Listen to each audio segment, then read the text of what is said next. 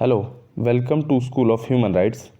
आज का जो हमारा टॉपिक है वो है universality and inalienability of human rights, जो कि हमारी पहली video introduction of human rights का ही हिस्सा है, उसी का पार्ट है।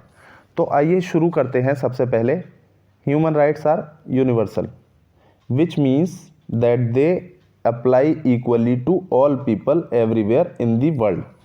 इसका मतलब होता है कि जो ह्यूमन राइट्स हैं वो अप्लाई होते हैं इक्वली हर किसी इंसान पर, बल्कि सभी लोगों पर जो कि दुनिया के अलग अलग हिस्सों में रहते हैं। वो कहीं भी रहते हों, दुनिया के किसी भी कोने में रहते हों, ह्यूमन राइट्स जो हैं सभी लोगों पर इक्वली एप्लीकेबल हैं and with no time limit. ठीक है। Every individual is entitled to enjoy his or her human rights without distinction of race or ethnic background, color, sex, sexual orientation, disability, language, religion, political or other opinion, national और social origin, birth और other status। इसका मतलब ये है कि हर इंसान, हर individual, हर शख्स यानी हर व्यक्ति हकदार है किसका? ह्यूमन राइट्स का, विदाउट डिस्क्रिमिनेशन या विदाउट डिस्टिंक्शन, बिना इस चीज़ का फ़र्क किए कि उसकी रेस क्या है। मैंने पिछली वीडियो में जैसे आपको बताया कि जो रेस है इसका मतलब होता है नस्ल। जैसे कोई काला है, कोई गोरा है, कोई किसी के अलग अलग सब लोगों के फिज़िकल फीचर्स हैं, किसी के फिज़िकल फीचर्स दूसरे इंडिविजुअल से नहीं मिलते हैं या वो डिफरेंट है, अलग है, तो ये होती है रेस। तो इसके बेसिस पर भी ह्यूमन राइट्स को डिसाइड नहीं किया जा सकता।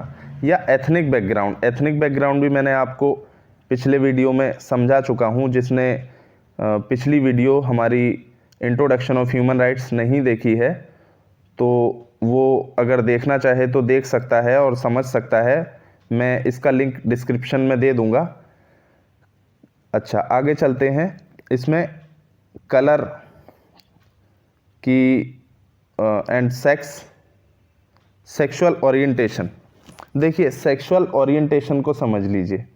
सेक्सुअल ओरिएंटेशन का मतलब है कि जो कोई भी इंडिविजुअल है वो किसके प्रति वो अट्रैक्ट होता है। जैसे मेल फीमेल या फीमेल मेल, इससे ह्यूमन राइट्स को कोई फ़र्क नहीं पड़ता। इससे कोई फ़र्क नहीं पड़ता कि किसी व्यक्ति का, किसी इंडिविजुअल का सेक्सुअल ओरिएंटेशन क्या है, वो सेक्सुअली किसकी तरफ अट्रैक्ट होता है। इससे भी ह्यूमन राइट्स को डिसाइड नहीं किया जा सकता। ह्यूमन राइट्स सभी को बराबर इक्वली दिए जाएंगे।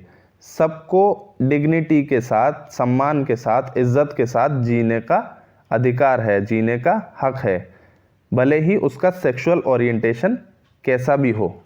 आगे डिसेबिलिटी, लैंग्वेज, इसी तरह से ये सारी चीज़ें हैं। जैसे डिसेबिलिटी कि वो डिसेबल है, ठीक है, वो डिसेबिलिटी किसी भी तरह की हो सकती है।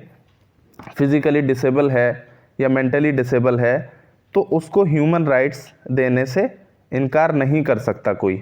ठीक है। लैंग्वेज उसकी कुछ भी हो सकती है, रिलीजन उसका कुछ भी हो सकता है, पॉलिटिकल और अदर ओपिनियन उसके कुछ भी हो सकते हैं। नेशनल और सोशल ओरिजिन, वो किसी भी देश का नागरिक हो सकता है, किसी भी सोसाइटी के स्टेटस से आ सकता है।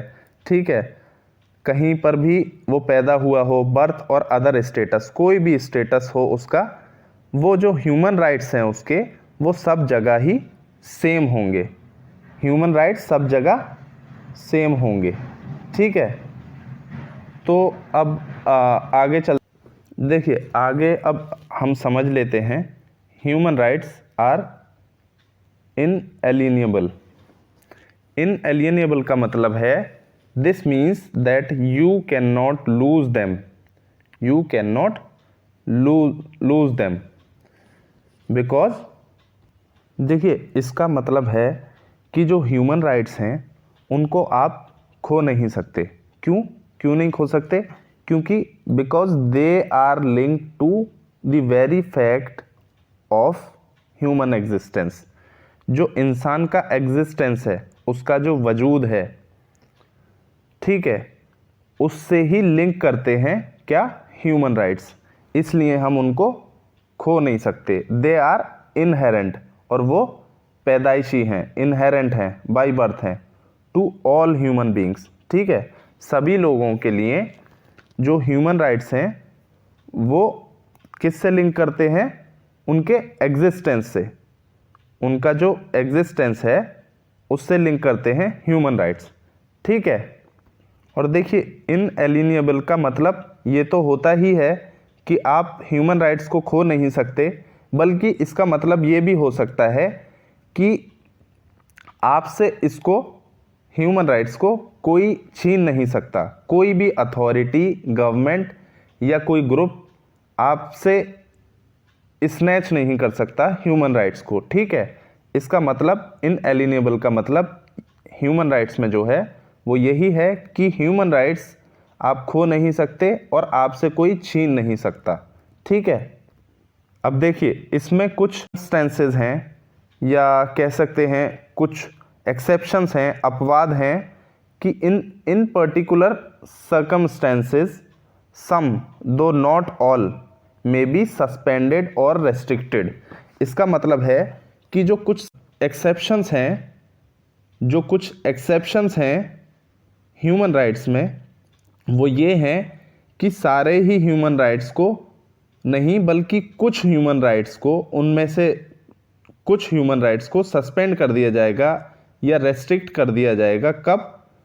कुछ पर्टिकुलर सर्कमस्टेंसेस में, कुछ पर्टिकुलर सर्कमस्टेंसेस में। जैसे for example, if someone is found guilty of a crime, अगर किसी को पाया गया क्राइम में इन्वॉल्व, या उसको गिल्टी यानी दोषी पाया गया किसी क्राइम कमिट करने का, हिज और her liberty can be taken away, उसकी जो लिबर्टी है वो उससे छीन ली जाएगी, ले ली जाएगी।